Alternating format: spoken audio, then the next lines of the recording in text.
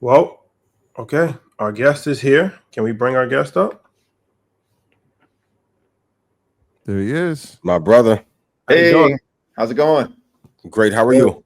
Good, good. Thanks for having me on. Appreciate No you being problem. here. No problem. So we have Congressman HAKEEM Jeffries, special guest, Democratic minority leader in the House. Majority. Huh?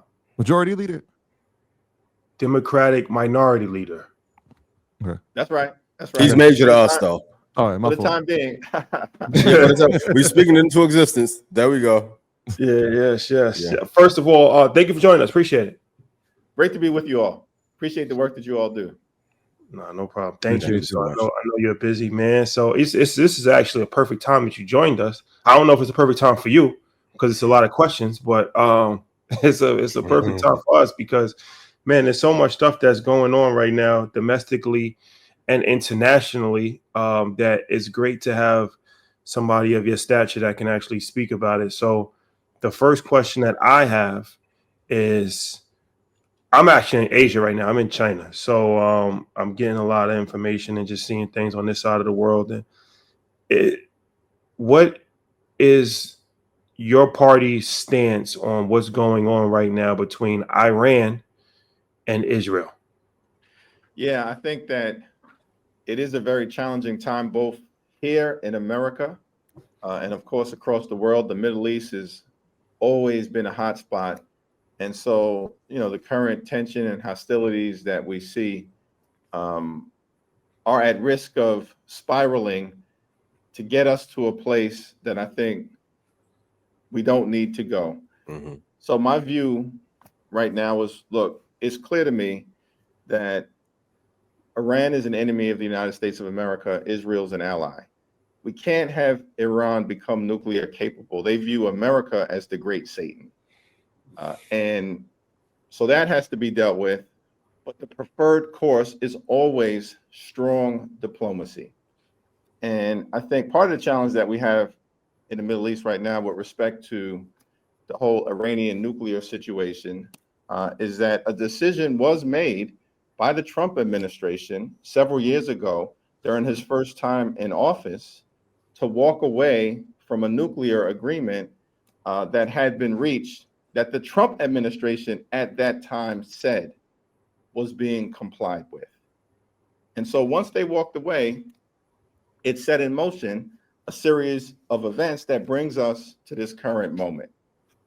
What's important for people to understand is that when President Obama first entered into the nuclear agreement, it was because there was a fragile situation. Iran at the time, I think, was inside of a month in being able to race toward becoming nuclear capable. I think it may have been inside of 3 months. Then they enter into an agreement that I supported in the Congress. And that agreement now, if we were to reach one, needs to be longer and stronger. But at the time, they were inside of 3 months. They could have gotten a nuclear capable path toward becoming a nuclear power. That couldn't happen. President Obama negotiates this agreement, and it takes Iran from being inside of 3 months to outside of a year. So the agreement was doing what it was intended to do from the standpoint of making it harder for Iran to become nuclear capable. Trump comes to office and he rips up the agreement. And as a result, we were now at a place where Iran, it's widely understood, was inside of a week in terms of making the decision to become a nuclear power, which is obviously an untenable situation. So I think what I've called for is to say that as soon as practical, we've got to get the parties to the negotiating table and find a path toward a diplomatic resolution that is longer and stronger than what previously existed, but that at all times, I think there is a principle that's clear. The world will not be safer if Iran has a nuclear bomb. It will be more dangerous for the American people and, of course, for our allies in the Middle East. Well, let me just follow up real quick because I feel like your party specifically, you guys are walking a thin line right now, right? Because a lot of your base is growing increasingly frustrated with the government of Israel. They feel like they're the aggressors in a variety of different aspects, and even like the nuclear weapon thing, right? Like Israel's the only country in the Middle East with a nuclear weapon. So even your allies, our allies, don't have nuclear weapons in the Middle East. So okay, we understand your stance, but at what point does the political system in America have some level of pushback to the government in Israel, which is increasingly losing favor all over the world? Well, I think that so there are a couple of different things going on, right? You've got the Iranian nuclear situation, which is at the highest level of severity. And I think we have to have clarity on that. In terms of what needs to happen in the context of the relationship between Israel and the Palestinian people, we need a dramatic change on the ground.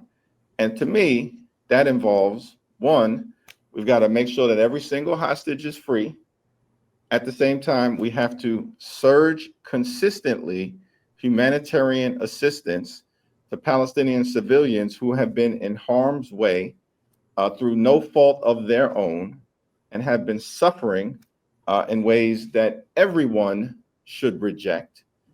And then we need to get to phase 2 of the ceasefire agreement that was originally put in place as President Biden was on his way out of office and President Trump was on his way into office, that would allow for the cessation of hostilities on the ground and a path toward a just and lasting peace between Israel and the Palestinian people. That obviously involves the reconstruction of Gaza. That involves the identification of new Palestinian leadership. And it also involves a surge of resources likely to come from the Gulf states, Saudi Arabia, the UAE, and others working with Egypt and Jordan on the ground. Like, so there's a robust plan that everyone, certainly in political leadership, from the Biden administration to the Trump administration, had initially agreed was the path forward to change the circumstances that exist on the ground. And we've got to get back to that, and we should get back to that immediately. Talking about things that are happening here, obviously geopolitical, tensions affect us from an economy, but from a personal standpoint as well. One of the things that is big is this big, beautiful bill act. Talk about obviously the opposition that you guys have for it, how that's going to affect marginalized communities, how that's going to affect spending, which will eventually affect the economy. Talk about your thoughts on it and where we're at. Yeah, this is one big ugly bill that they're trying to jam down the throats of the American people. The GOP tax scam really has 3 different elements. One, it's the largest cut to healthcare in American history, including approximately a $700 billion cut to Medicaid. That's going to hurt children, hurt families, hurt seniors, hurt everyday Americans, hurt people with disabilities.